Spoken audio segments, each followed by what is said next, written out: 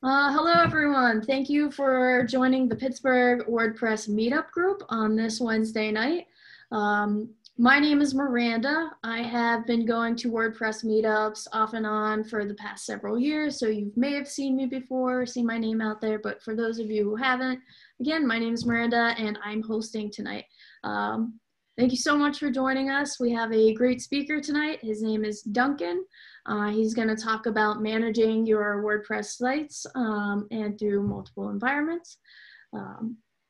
Yeah, so I'm going to give the reins to Duncan, and he's going to start his presentation. And yeah. Thank you, Miranda. Yeah, you're welcome. Give me one moment, and I will give you hosting abilities. Sure. There you are. Okay. Bingo. Can you see that slide now? Yes. Excellent. Okay. Hello, everybody. Thanks for joining remotely from the beach, maybe, or from the farm. Hopefully here to celebrate or learn something new and celebrate our shared interest in WordPress. And though we're talking about WordPress, I imagine that we all use WordPress in all types of different ways, all varieties of ways. And for some of us, maybe it looks like making your own personal website and the efforts that go along with that. Or for others, maybe you're hustling to construct a client's website and all the processes that that entails. But whatever it may be, I have a suspicion that as a WordPress owner, there's a case or convenience for running multiple instances of that one WordPress website. So I want to explore a little bit that idea and why you might go through the effort to manage multiple instances of your WordPress websites. And more importantly, afterwards, how to make that as easy as possible. So I get a little weird talking about myself, but I thought it might be helpful to paint a little picture for you of who I am, where I come from, and my journey with WordPress, what that's been like to date. So I studied graphic design in college and minored in web programming. And the first thing I wanted to do when I graduated was to design websites and build them. I knew basically just HTML as a programming language and some CSS. And I knew I wanted to work for an agency, so I started to look into that, and they all said, you need a portfolio, so go make websites. And I didn't have a portfolio. So I asked a lot of friends if they knew anybody who needed websites, and someone talked to their uncle or aunt and here and there, and I was able to get some projects.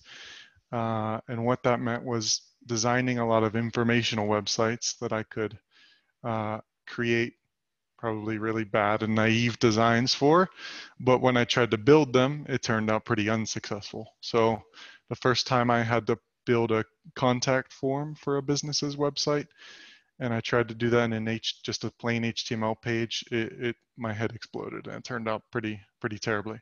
So that's how I found my way basically to WordPress. WordPress can be a steep learning curve because there's so much to it, but I found at least that the setup of a WordPress site, the display of a theme, and being able to display my own content was possible without my mind exploding, basically. So it allowed me to get a site up and have a working form eventually, and tinker with customizing a theme. So why do we use WordPress? The ease of getting started is what drove me to try WordPress in the first place, and then eventually why I'm sticking with it for, I was talking with Miranda, I think I've made like maybe 50 or so websites on the platform over 10 years. And so WordPress as a platform can be easy to use. The installation process I find nice and easy, and the messaging is clear. The admin and login pages are nice to use, and the themes and plugin marketplace make a lot of things possible that we probably wouldn't be able to just construct on our own from scratch. As a platform, there's some familiarity. The dashboard has been consistent over the years, even though there are small changes here or there. And there's like a nice WordPress hooks, all the language behind the scenes that make WordPress tick.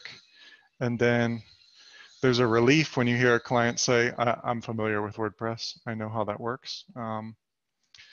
And also it's flexible. So there's a ability to take it as far as we want it, whether that means customizing your themes, writing your own plugin, or customizing the admin edit experience. I did some looking for numbers, and WordPress is really popular. They say on their website that 35% of the internet is built on WordPress, and they estimated that there were 1.3 billion active websites. So that's 455 million WordPress websites, which is pretty incredible. It's available in over 100 languages. In 2019, there were 270 plus WordCamps that took place in 40 countries, and 680 plus meetup events, just like this one, like the reason we're here tonight. So, but more importantly with WordPress, there's a massive backlog of community forums and support, and the general capability to find the answer to a problem you're stuck on. So all good reasons to stick with WordPress. It doesn't come without its hooks. So for a tool like WordPress that's so universal, it can't always please everybody all of the time, and there will inevitably be some pain points. So some of those that I've experienced is like that one content box, the WYSIWYG box doesn't always, it's really great for writing a single blog post. But if you think about your standard website homepage with a carousel, services information, maybe some team bios and some blog posts, then it becomes a little clear that one box doesn't always just do it for complex layouts. So normally we add customizations and themes and plugins that add functionality, but they also add some bloat. So your website adds some extra page load time, or worse yet, if you've ever experienced security vulnerabilities, sometimes those come with plugins and extra themes. So to curb those issues, we're always keeping them updated regularly. And if you're like I was when starting out with my first WordPress website, I would update plugin 1, 2, 3, 4, and on number 11, everything would break and there'd be PHP errors everywhere. Or worse yet, if you went through all the trouble of picking colors for the theme of your WordPress website, if you weren't using a child theme like Miranda taught us about in a past WordPress meetup, then it would and you went to update that template, it would overwrite all of the changes or settings that you made, and you just go crazy. So now you lost a bunch of unsaved work and you're in hot water. So one more example of some of the ways that sometimes it fails us. If you're working with a client or with a teammate or whoever else you're sharing a site with, maybe you're editing a page and you use the page preview to see the edits you've done within the page. Sometimes you get something different than when you actually hit publish, and you view it on the site, and so now you're stuck scrambling to revise the content you've edited while it's already live. So those are some of the kind of pain points. So I wrote down doing it live. I'm sure there are better ways to say this, however you want to say it, but the concept is a concept of making changes on your live website without a safe space to test and proof your work. So all of those experiences I just mentioned, I've experienced them all, but they always create a certain panic that I knew I probably shouldn't have hit that update button on the live plugin on the live website to update a plugin without testing or proofing it first. But ultimately, it's sometimes just too hard to go through the work of testing and setting up the means to do so. So that panic when something breaks is usually followed by a rush to hurry up and fix whatever's broken. So what I want to talk about a little bit are the alternatives to that kind of experience, and how do we benefit from those.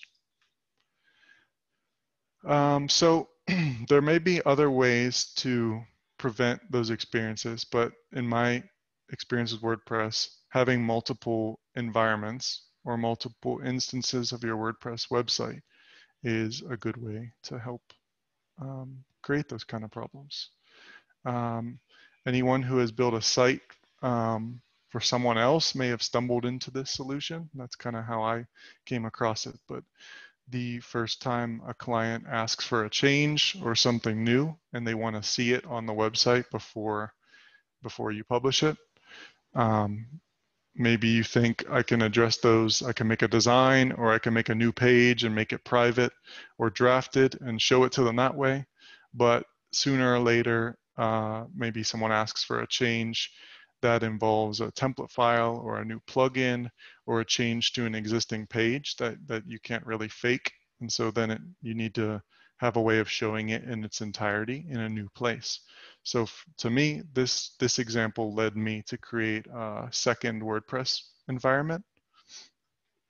And I think another common example is maybe you're just redesigning your own website and you want to do it piece by piece, methodically, rather than rushing it and overwriting what you have on your live site. So when we talk about multiple environments, what does it look like? By multiple environments, I simply mean multiple copies of your one WordPress website. So you have your website and it's hosted in a couple different places, and those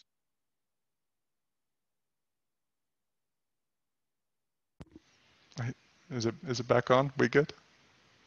Okay, sorry. What the headset just turned off. So multiple instances of your WordPress website in a couple different places, and those couple different environments or locations or instances, kind of using them interchangeably, those words. But those different environments all have a purpose and a place in your process. So I tend to work or call these three environments by these names, by local, staging, and production, but you may use something else or come to call them something else, and that's totally fine. These are just kind of ways for me to easily understand the different environments and reference them. So let's start from the concept of setting up a local WordPress website.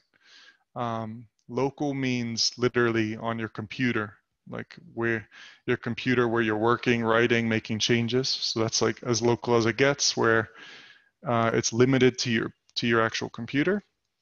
So if you think of local as your workstation, your work starts here. If you're building a new WordPress website, you can start by building it on your local computer. If you're making updates to any code or themes, there are benefits to doing it on a local WordPress website because it's fast. And when you save changes to code, it saves directly to those local files on your computer rather than up to a server. If you're doing anything with CSS or JavaScript, especially those type of files that process and compile, then it saves quickly and updates the website immediately. Pages load immediately. Only dependencies like a font library or something elsewhere would take time to go load the assets from a server and come back and take a couple seconds. The last benefit to a local environment is it's private, so you can do whatever you want with the website and everything's safe. The second of the three environments, staging environment, is going to be your WordPress website on a server hosted somewhere else. Sometimes that might be a duplicate of your current live hosting server. So if you have a service with GoDaddy or something, you might have a second hosting box. Hey Miranda, sorry, I have a notification that someone's waiting to join the room. I don't know. Am I the only presenter now? So should I do that? Okay. Yes, please. Sorry for the wait, whoever just joined. I'm not sure how long it was there. So if you have a hosting service with one of those GoDaddy or some other familiar service, this might be a second box, or also it could just be a folder within your live production environment. But the important part is that you want it to be a mirror or a copy of your live production environment. Because the idea is for the staging environment that you'll do your changes in the local environment and send them or migrate them push them to the staging environment. And that staging environment then is a public link. So you can send it to your teammate for proofing changes, or a partner, or a client, or just for yourself. You can feel more safe knowing that you're seeing the version of your website in the same environment as the production website lives in. And sometimes your local environment on your computer might be a little bit different than the live production environment. So having a staging, like an intermediary environment that's a copy of the production environment, helps prevent any errors or those PHP errors that break your WordPress website or show you a white screen or something else. The third and final environment is the production environment. So this is it. This is the live, your website is out there for the world to see. And once you send changes here, they are live and published for everyone.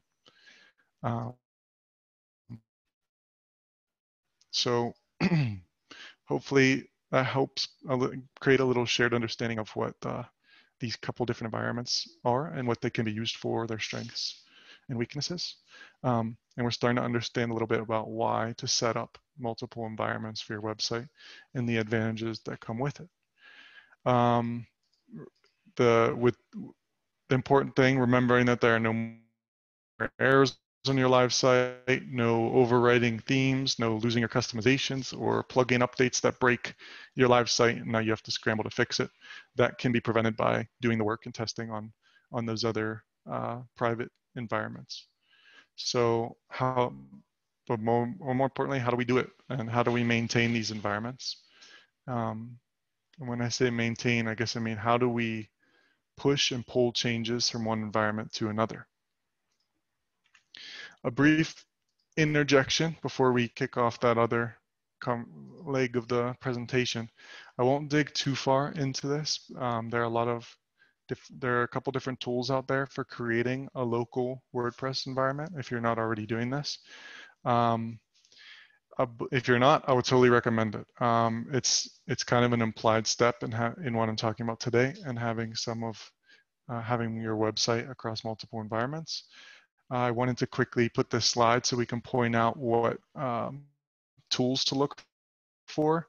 They all have plenty of good documentation for getting it set up. And I definitely it was really scary for me the first time. I didn't know a lot of what they were talking about or what I was doing, but with some help, we were able to figure it out. And this screenshot on the right is MAMP Pro. And with MAMP Pro, you basically create a URL, you point it to a folder in your computer, you hit go, and it will now run like a simulated WordPress environment out of that folder and a server on your local computer.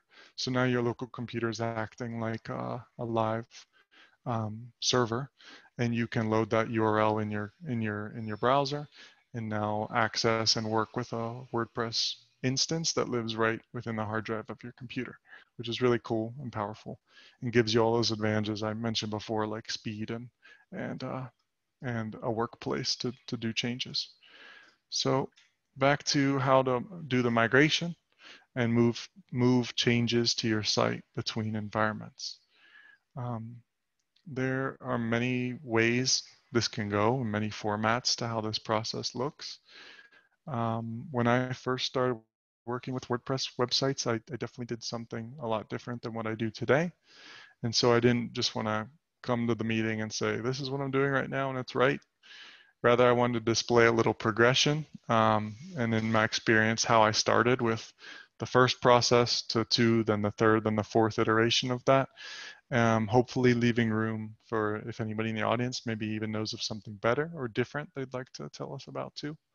But the hope here is that since all of us represent different levels of experience and technical savvy, I'm hoping you might be able to find a process that you can latch onto and make it yours if you want to try this. Or better yet, if you're doing migration one way, maybe you recognize some weaknesses in that process. You might be able to see something ahead or something new to progress to kind of level up your migration. So the first thing that I kind of started with when doing WordPress websites years ago is I had environment 1 on my computer and environment 2 on a staging server. It was a live website. And you can do a simple FTP connection. Oh, I skipped the screen. I'm missing a screen. There it is. So you can do an FTP connection. If you edit any code in a code editor, sometimes they have an FTP tab or something in the application that you put in your server's FTP credentials, and it'll load it in one panel, compare it with your local files from your computer on the other panel, and you can click and drag files from one environment to the other one.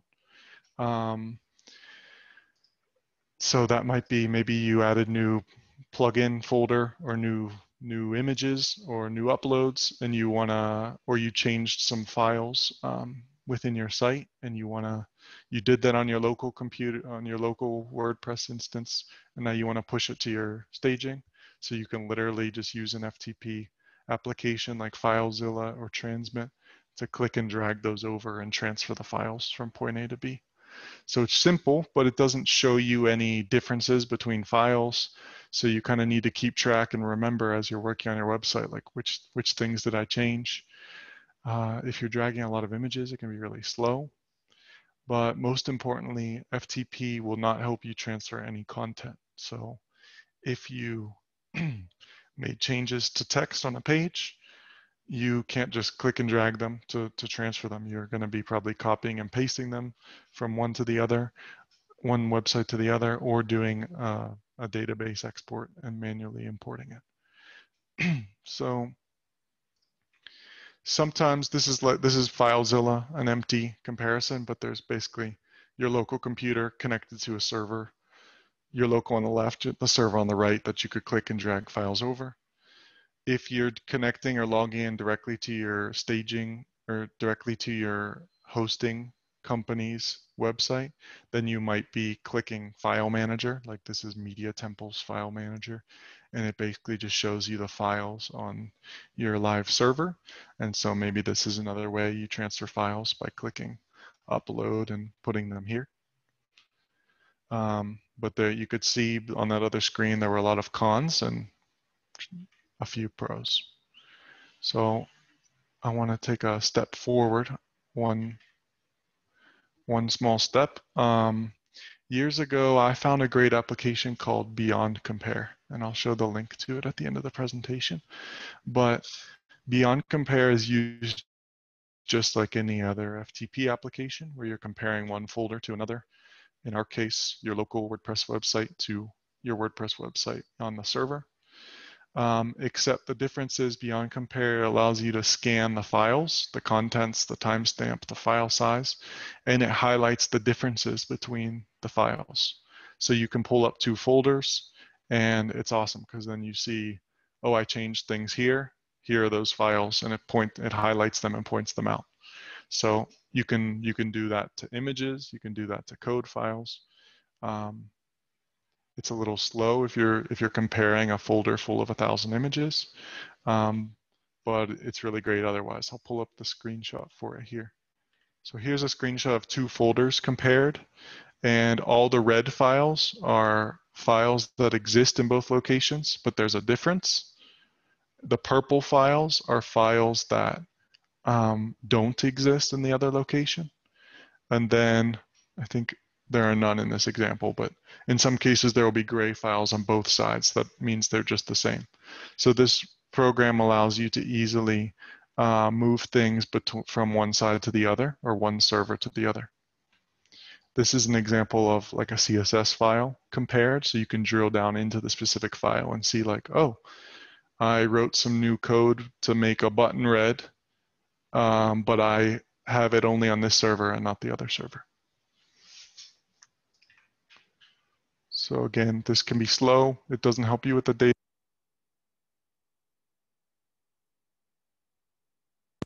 I don't know why that keeps turning off, sorry. Forgive me. No worries, keep going.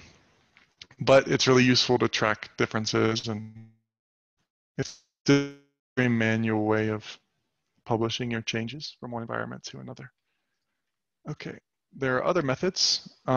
This one, by using a WordPress plugin, is a little more automatic and hands-off in that you're swapping the FTP information and some software for a nice interface within your WordPress website, which is really helpful, especially to beginners.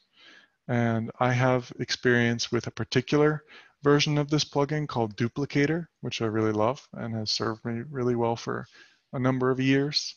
There are other plugins available, but my experience happens to be with Duplicator. And it works like this. You install the plugin in your site, you create a package, which is basically a button, and it will export your database and your files into a zip file. So you then have to, I guess it's not totally devoid of FTP. You still have to take that zip and put it on your server where you want to migrate it to and access that file via a browser. And then Duplicator has a little installation tool that's super easy. It unpackages the files and voila, the files are kind of blossom into a copy of your WordPress site that you packaged up in the first place. It works really well. Every once in a while, there might be some problems or errors with it. I've seen over a couple of years, but some of those problems are if you use WP Engine, I think it's disabled there because, well, we won't dig into that, but as a host, WP Engine won't let you use it. But sometimes I just use this tool to take a backup of a site and keep the zip on file somewhere else because it's really simple and fast. So Duplicator does package the database, so it will copy all your content and the changes you made to that, including the media uploads and anything in code as well. So when you do place it in your second environment and you unpackage it, it just kind of overwrites everything. So that's why I have it as a con that it can be unforgiving if you're not careful. But otherwise, if you're happy with your website in totality in this one environment and you want to put it on another environment, this can be a great tool. I have a screenshot here. This is just the screen in WordPress whenever you load Duplicator and you have it scan your site and then you hit build and it'll spit out a zip file of everything in your site, including the database. Let's take a look at some more advanced tools. A coworker introduced me to this tool a few years ago, and since then, the tool is called WordMove. Since then, the tool has been one of my favorite, most desired method of WordPress migration. It's a Ruby gem that uses SSH access, which is like more secure FTP access to a server, to connect to your staging or production environments. And to set it up, there's one simple config file where you just define what folder is your website in, what's your database name, username, and password, and what are your SSH credentials to the server.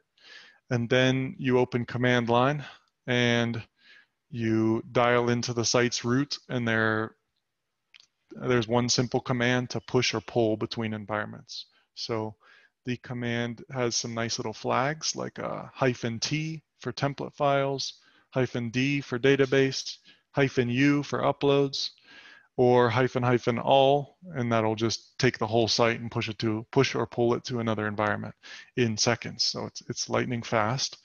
In 3 seconds, you can just write that one-line command, choose exactly what you need, whether it's plugins, uploads, database, or files, and you can push or pull it from any environment and overwrite whatever's in the. So you push or pull from a target in the origin environment and push or pull to a target environment, and it just does all the work in the background. It's really smooth. So it allows you to have great power with your WordPress website. If you imagine that maybe your business partner or client has been updating their website's content for months while you've been working on other projects or doing something else, maybe they requested some changes to their website that only you can help with. You can run this script and just basically download everything that they've been working on the live website to your local website. Behind the scenes, the tool takes the database from the live website, it scans it and replaces all the URLs with the URLs of your local website, and it takes care of all those tasks in the background. And as soon as it completes, then your local website now has all the content and images and all the pieces you asked for within the local environment. So it's really cool. It's really powerful. And now this is a screenshot. It might look intimidating. This is the command line, but that second line that I highlighted just says WordMove. It's like calling them. WordMove, please pull from our production environment the uploads, which is -u. -e is just environment. So it says pull the uploads from the production environment, which is our code name today for like the live website. And then all the script below it is just saying, okay, we see that these upload files have changed, so we're going to automatically grab them. You don't have them. We're going to grab them and download them. And that's awesome because you don't need to do anything. It looks for the files. It'll tell if one changed, if the date's different, if the size is different. So it's a lot like that file compare application I showed a couple slides ago, but it's doing all the work lightning fast and automatically. So this is definitely my go-to.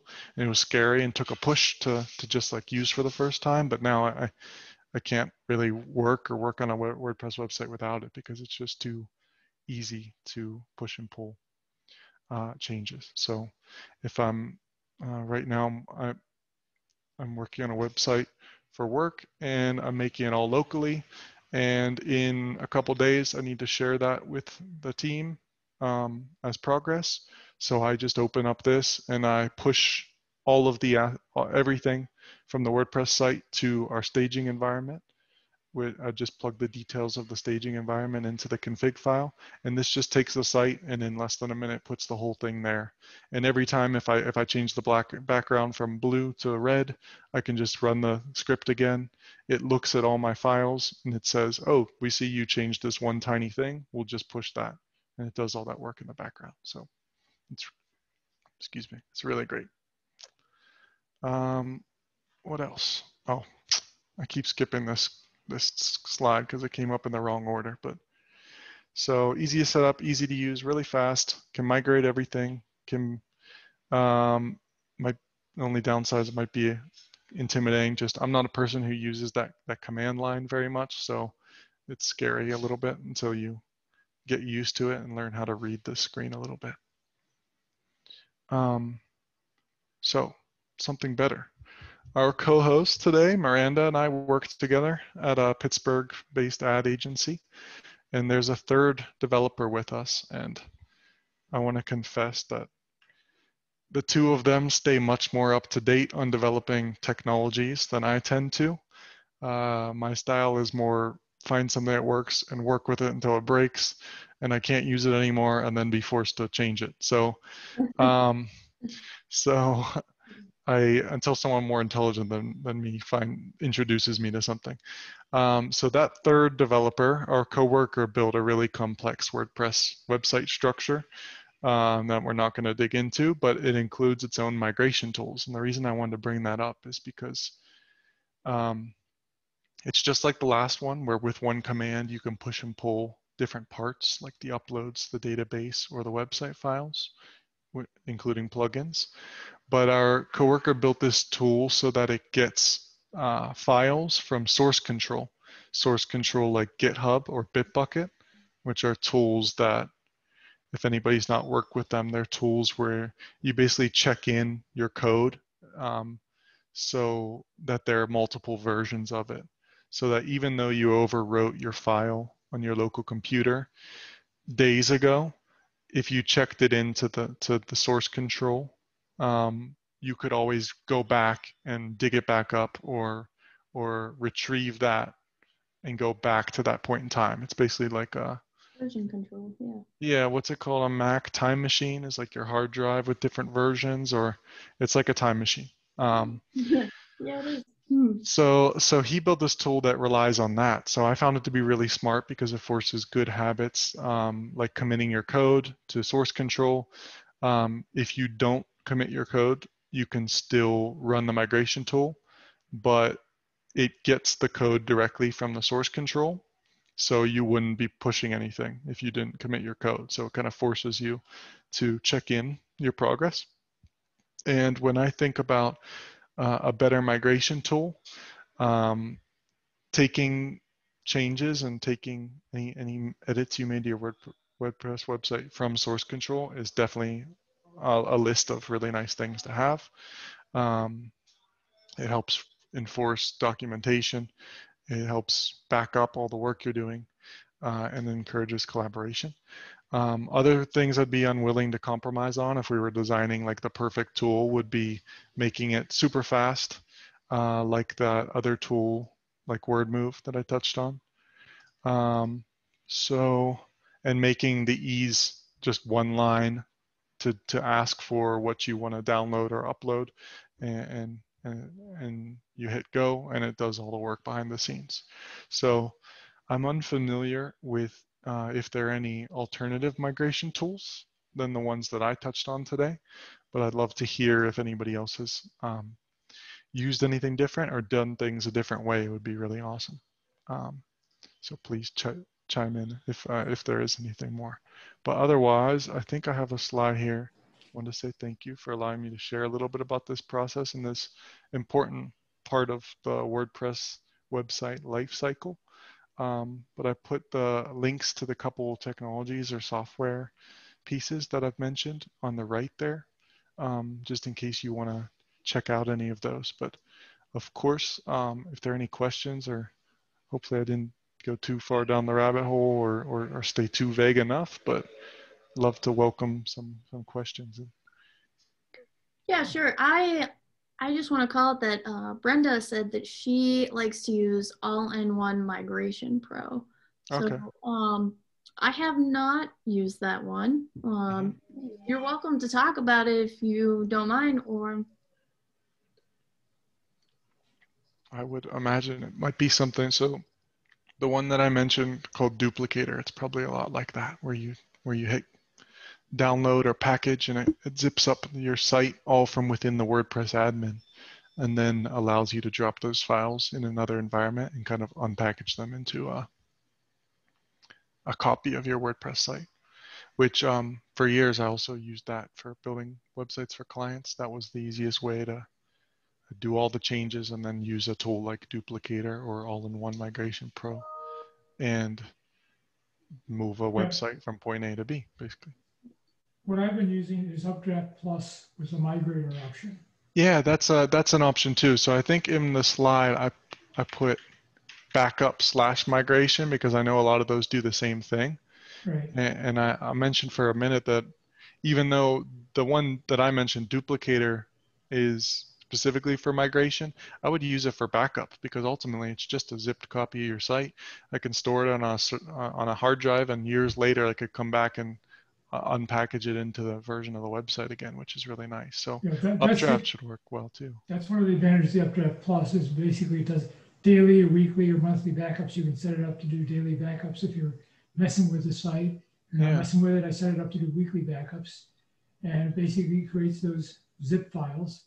And then to do a migration, you move that zip file over to another WordPress site and say, restore it. Yeah, that's basically great. Restores the whole thing with just a click. nice. And Updraft Plus is basically free.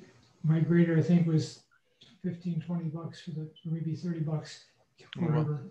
Yeah. You just answered my next question. Duncan, I want to call it that Philip asked what type of server do you use on your local environment, and is that MAMP or WAMP? I use MAMP Pro. I've been working in a Mac environment, so I think WAMP is Windows something. But I also have used XAMPP before in the past, but there was XAMPP might have changed. This was like 8 years ago. But when I first started using XAMPP, it was meant to like set up a server where you could put one WordPress website. And the advantage of using MAMP or MAMP Pro was that you could make 100 different websites on different folders if you wanted to, and give them all unique URLs. So you can make if your website URL is myurl.com. You can make myurl.test for your local version, and you can also have 10 more websites behind that. So I use MAMP Pro, and it's really nice and has that interface that's nice and easy to use too. As for servers, I let MAMP do everything. I don't know too much of the behind the scenes, but another nice feature of MAMP is that you can set what version of PHP it should be running. So anybody who's had a anybody who's had a server environment like with GoDaddy or Gator hosting or Media Temple or one of those, every couple of years they'll come and yell at you and say like, hey, that version of PHP is really far out of date. You should update that. And then when you do, that PHP language might create issues or errors within your WordPress website.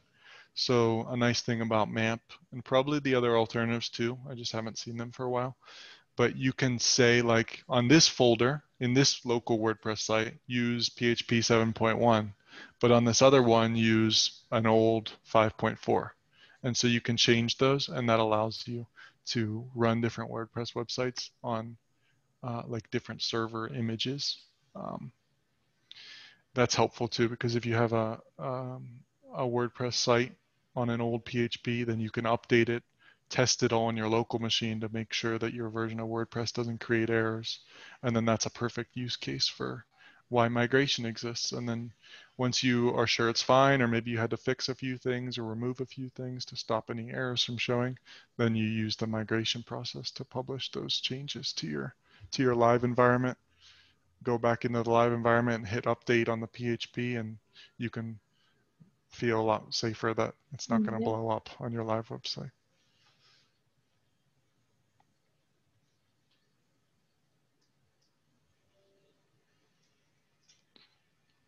Oh, I'm catching up with you on the comments.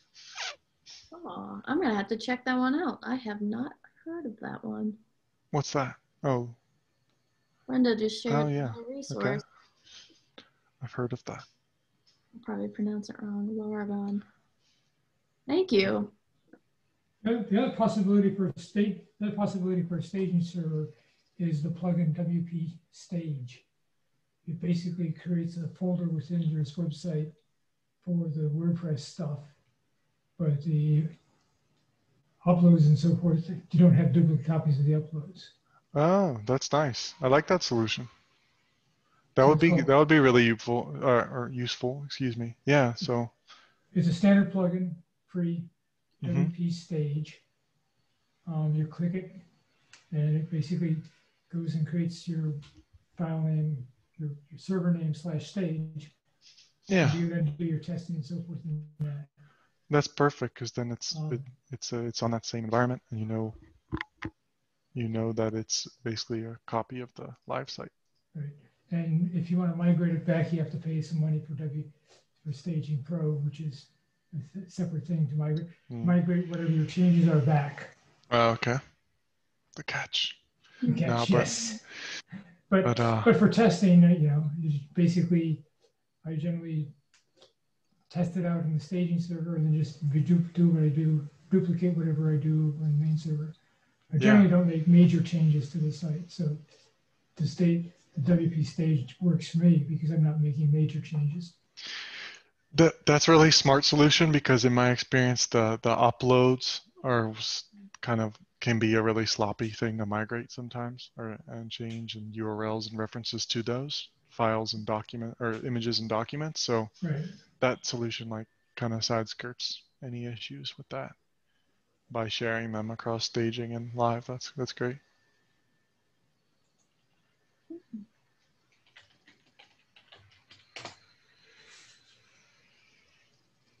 There it is. Well, we have a nice longer resource list now. So any other questions or any other things that people would like to share with the group? Okay.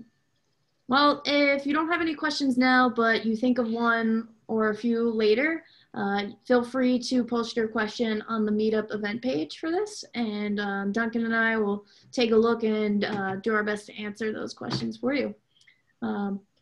I will wrap up by saying that thank you for coming. Pittsburgh WordPress group tends to have a meetup once a month. However, we're taking October off because we are planning for another mega meetup in November. So keep an eye out for that. We'll be posting it soon.